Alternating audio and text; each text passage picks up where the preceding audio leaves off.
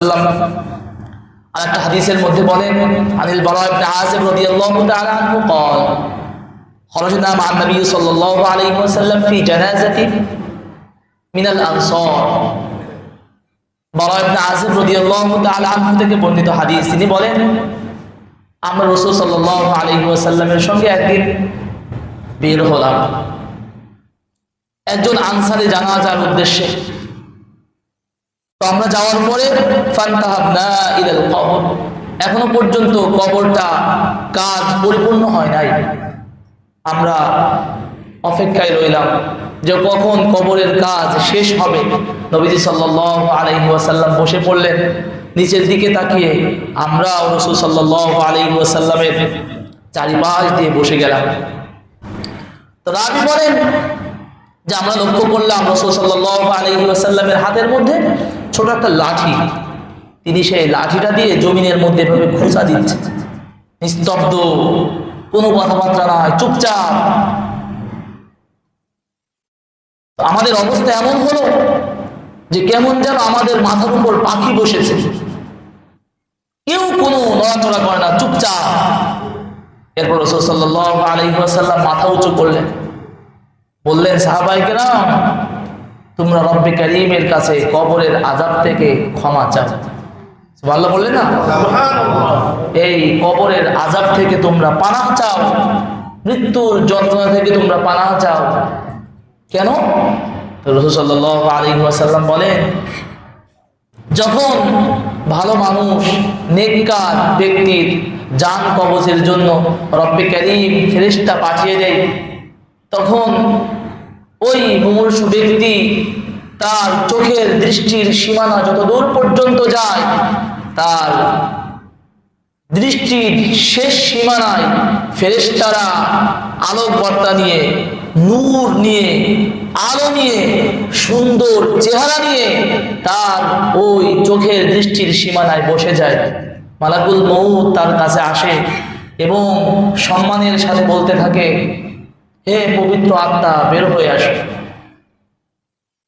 নবীজি সাল্লাল্লাহু আলাইহি ওয়াসাল্লাম বলেন যে এই কথা যখন ফেরেশতা বলে মালাকুল মউত, তখন ভালো ব্যক্তির আত্মাগুলো এভাবেই তার শরীর থেকে বের হয়ে আসে, যেভাবে কোনো পাত্রের মধ্যে পানি থাকলে সেটাকে কাজ করলে যেমন সহজেই তার থেকে পানিগুলো গড়ায় গড়ায় জমিনে পড়ে, ঠিক এত সহজেই তার থেকে তার রূহটা বের হয়ে আসে। পড়েন না সুবহানাল্লাহ। ফেরেশতারা এটা রূহটা নেওয়ার জন্য জান্নাতের সুন্দর রেশমি রুমালগুলো নিয়ে জান কবজের সাথে সাথেই মালাকুল মউতের হাত থেকে ওই রূহটা নিয়ে নেয় এবং তার রূহ থেকে সুঘ্রাণ বের হতে থাকে। এটা নিয়ে সবাই আসমানের দিকে উঠতে থাকে। আসমানে উঠার মধ্যে যত ফেরেশতা আছে প্রত্যেকটা ফেরেশতাই জিজ্ঞেস করে এটা কার রূহ, এত সুন্দর ঘ্রাণ বের হচ্ছে। তখন নাম ধরে বলতে থাকে উমুকের ছেলে উমুকের রূহ। পড়েন না সুবহানাল্লাহ। মিশকাত শরীফের হাদিস ১৬৩০ নম্বর হাদিস, অনেক লম্বা হাদিস। আসমানের দরজাগুলো খুলে দেওয়া হয়, এক একটা আসমানের দরজা এভাবেই সপ্তম আসমানে উঠে যায়। আল্লাহ সুবহানাহু ওয়া তাআলা বলেন আমি তাকে মাটি থেকেই সৃষ্টি করেছি, যাও তার দেহের ভিতরে তার রূহটাকে আবার ঢুকিয়ে দাও। পড়েন না সুবহানাল্লাহ। জান্নাতের বিছানার জন্য বিছিয়ে দেওয়া হয়। এরপর রাসূল সাল্লাল্লাহু আলাইহি ওয়াসাল্লাম বলেন জানো যখন কোনো বদকারের জান কবজ করা হয় তখন ফেরেশতারা সুন্দর চেহারা নিয়ে আসে না, ফেরেশতারা কালো কুৎসিত চেহারা নিয়ে তার সামনে ভয়ঙ্কর রূপ নিয়ে মালাকুল মউত তাকে ধমকাইতে থাকে, ও পাপিষ্ঠ আত্মা বের হয়ে আসো। মালাকুল মউতের হুঙ্কার শুনে রূহটা আর বের হতে চায় না, শরীরের সমস্ত অঙ্গ প্রত্যঙ্গের মধ্যে সে ছড়িয়ে পড়ে। পড়েন না নাউযুবিল্লাহি মিন যালিক। মালাকুল মউত জোর করে থাপ্পড় দিয়ে তার রূহটাকে তার ভিতর থেকে টেনে হিঁচড়ে বের করার সাথে সাথে অন্য ফেরেশতাদের হাতের মধ্যে যে কাঁটাযুক্ত রুমালগুলো থাকে সেটাকে পেঁচিয়ে তার দুর্গন্ধময় সেই রূহটা নিয়ে আসমানের দিকে যখন উঠতে থাকে ফেরেশতারা প্রশ্ন করে, এত দুর্গন্ধময় রূহ কার? তখন ফেরেশতাগণ বলতে থাকে, দুনিয়ার জমিনে ওই ব্যক্তির অমুকের ছেলে অমুকের রূহ এটা। তখন সমস্ত ফেরেশতারা লানত করতে থাকে এই রূহের উপর, এই ব্যক্তির জন্য বদদুয়া করতে থাকে। এরপর তার জন্য আসমানের দরজাগুলো আর খুলে দেওয়া হয় না। রব্বে কারীম বলেন, লা তুফাত্তাহু লাহুম আবওয়াবুস সামা ওয়া লা ইয়াদখুলুনাল জান্নাহ হাত্তা ইয়ালিজাল জামালু ফি সামিল খিয়াম।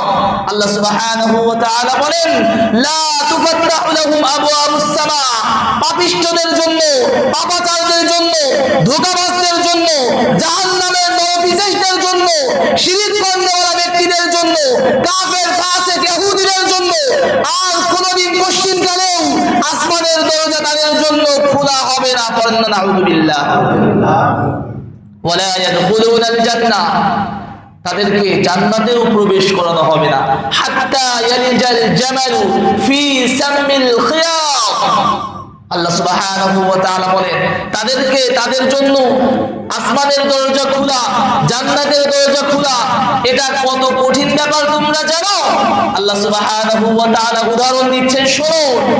একটা সুয়ের ছিদ্র দিয়ে একটা মোটা উট প্রবেশ করানো যতটা কঠিন, তার চেয়েও কঠিন একজন পাপিষ্ঠ পাপাচারের জন্য, একজন কাফের ফাসিক ইহুদি মুনাফিকদের জন্য আসমানের দরজা খোলা এবং জান্নাতে প্রবেশ করা তার থেকেও অধিক পরিমাণে কঠিন। পড়েন না নাউযুবিল্লাহি মিন যালিক। প্রিয় বন্ধুরা আমার, বলতেছিলাম মৃত্যু এটা আসবেই, মৃত্যু থেকে কেউ বাঁচতে পারবেন না। তবে স্মরণ রাখতে হবে, আপনি দুনিয়ার জমিনে যাই কিছু করেন না কেন, আপনাকে স্মরণ রাখতে হবে যে এমন একটা সময় আমার কাছেও আসবে, যে সময় আমার মৃত্যুবরণ করতে হবে। ইসরাঈলে একটা রিওয়ায়াত পড়েছিলাম, মুসা আলাইহিস সালাতু ওয়াস সালামকে জিজ্ঞেস করা হয়েছিল, কাইফা ওয়াজাদতাল মাউত, ইয়া মুসা কাইফা ওয়াজাদতাল মাউতা, আপনি মৃত্যুকে কেমন পেয়েছেন? মুসা আলাইহিস সালাতু ওয়াস সালাম বলেছিল যে একটা জীবন্ত চড়ুই পাখি অথবা একটা জীবন্ত বকরি ছাগলের চামড়া ছিললে, তার গায়ের থেকে সেটাকে টেনে টেনে খুললে একটা বকরি ছাগল যতটা কষ্ট পাবে, একটা চড়ুই পাখি জীবন্ত তাকে তেলের উপর ভাজলে তার থেকে রূহ বের হয় না, সে জিন্দা থাকে, এমন একটা চড়ুই পাখির যতটা কষ্ট হবে, আমার মৃত্যু তার থেকে অধিক কষ্টের। পড়েন না নাউযুবিল্লাহ। নবী সাল্লাল্লাহু আলাইহি ওয়াসাল্লামের মৃত্যুর কষ্টের কথা হাদিসের মধ্যে সাহাবায়ে কেরাম বয়ান করেছেন। নবী সাল্লাল্লাহু আলাইহি ওয়াসাল্লামের মৃত্যুর সময় পাশে একটা পাত্রের মধ্যে পানি রাখা ছিল, ঠান্ডা পানি।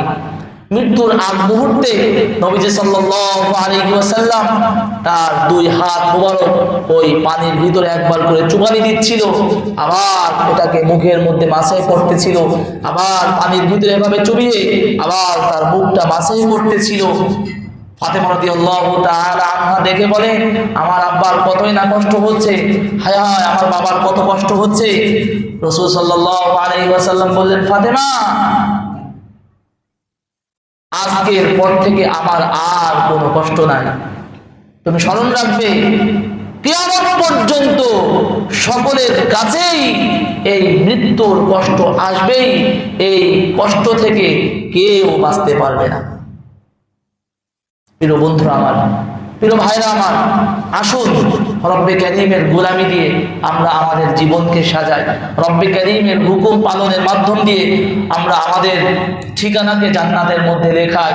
আল্লাহ পাক আমাদের সকলকেই দুনিয়ার জমিন থেকে জান্নাত অর্জনের জন্য যত ভালো আমল করার প্রয়োজন